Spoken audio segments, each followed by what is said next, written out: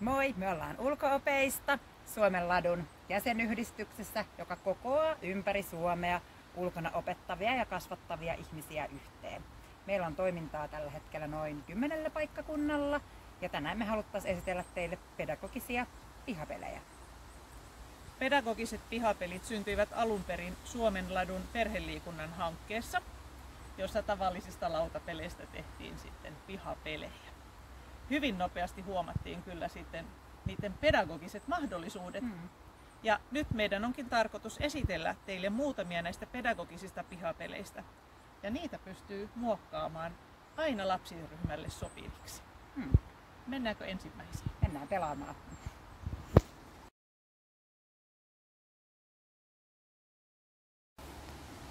Ensimmäiseksi me esitellään teille muistipeli. Tässä on meidän pelialusta. Nämähän on näppärästi koulun keittiöstä saatuja laatikoita. Ne voi olla vateja, ihan mitä vaan muuta, mikä pysyy sitten siellä tuulisissakin olosuhteissa tai kestää sitä lunta talvella. Sinne nämä voi olla eri värisiä ja sitten siellä alla voi olla asioita. Ja tällä kertaa kohta näette, että mitä meillä siellä on. Ja näitä pelialueita voisi olla useita, mutta nyt meillä on tuossa yksi ja meillä on vain 2 pelaajaa, mutta he pääsevät näyttämään, miten tämä menee. Saatte mennä. 4. Yes. 6. Otan tuosta keskeltä. 4. Se oli tuolla alhaalla. 4. Jep, saatiin. Ja tässä pelissähän voi olla ihan mitä vaan, tosissaan ne voisi olla eri oppiaineita tai vaikka luontoon liittyviä asioita, että ne voi myös olla vaikka samanväriset lehdet keskenään. Saatte itse keksiä, mikä olisi teidän ryhmälle hyvä. Toisena pelinä me esitetään tässä pedagoginen kimble. Sen alkuperäisen pihakimblen voi katsoa Suomen ladun sivuilta, sieltä löytyy myöskin tähän näin oma videonsa ohjeineen. Tällä kertaa me pelataan asiantuntijakimbleä ja se tarkoittaa sitä, että tuolla keskellä on asiantuntija aina jokaista joukkuetta kohtaan, joka myöskin sitten tekee nämä kysymykset, joihin sitten nämä pelaajat joutuvat vastaamaan. Mutta että pelaajat pääsevät mukaan peliin, heidän pitää ensin heittää käpyä. Se osui sinne. Yes. Hyvä, sait vuoron. Menepä sinne, saman tien hän pääsee vastaamaan kysymyksiin, tunnistamaan. Yes, ja nyt pääset. Ja sen jälkeen juostaan ympäri, pelimerkkiä siirretään ja tässä näin läpystä vaihtuisi toinen pelaaja. Nyt tällä videolla meillä on vain yksi, niin ei muuta kuin uutta putkea, sä pääset juoksemaan lisää. Asiantuntijan kortit voidaan myöskin värikoodata sillä tavalla, että on hyvin helppo nähdä myöskin, että mikä on se oman joukkueen asiantuntija. Eli vihreillä on silloin vihreät kortit, punaisilla punaiset kortit, keltaisilla keltaiset ja sinisillä siniset.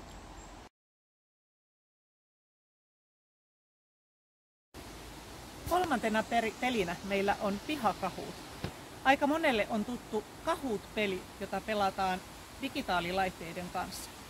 Pihakahootissa ei tarvita mitään muita välineitä, ei välttämättä edes kynää ja paperia, jota meillä tässä pelissä on. Joukkueet keksivät kysymyksiä annetusta aiheesta sillä tavalla, että vastauksia on aina 3. A, B ja C, ja niistä vain yksi on oikein. Jokainen joukkue pääsee vuorollaan esittämään muille joukkueille kysymyksen, ja kohta näette, millä tavalla tätä peliä pelataan.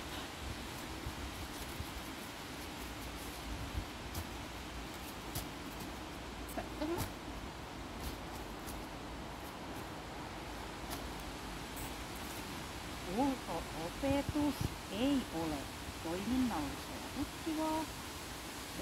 Luontosuhdetta ja sosiaalisia taitoja vahvistavaa. C. Pelkkää ympäristöä. Nyt on tänne merkittävä. Samalla tavalla luikin.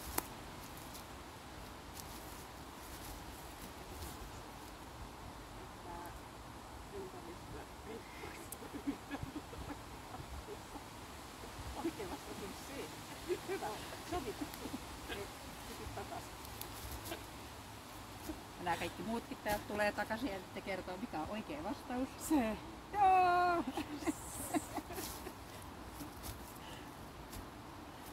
Tämän jälkeen vastaus- ja kysymysvuoro siirtyy näin. Mitäs menee?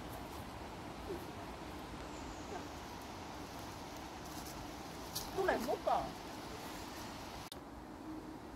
Tässä oli nyt muutama esimerkki pedagogisista pihapeleistä. Voit käydä tutustumassa tarkemmin ohjeisiin. Niitä löytyy tältä webinaarin tallenteista tai sitten suoraan Suomenladun sivuilta. Ja sit voit miettiä, että mikä on sun oma lempilautapeli, miten sen saisi toiminnalliseksi ja ulos. Sen lisäksi kannattaa käydä kurkkaamassa monia muita hyviä ideoita, mitä on syntynyt Facebookissa Ulko-opet-ryhmässä. Ja sitten meitä tietenkin Ulko-opea kannattaa seurata niin Instassa kuin siellä Facebookissa myös Ulko-opet ry:tä. Tervetuloa Ulko-opet ry:n jäseneksi ja muutenkin tutustumaan toimintaan.